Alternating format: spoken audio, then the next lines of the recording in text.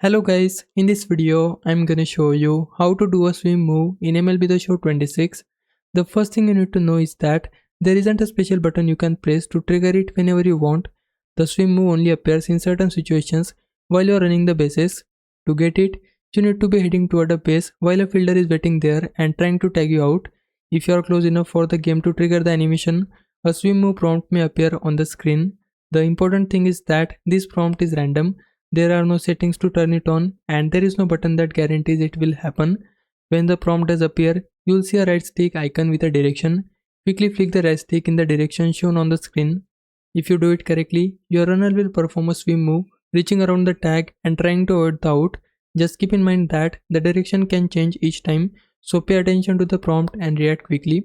The best way to get a swim move is to create close plays at the bases.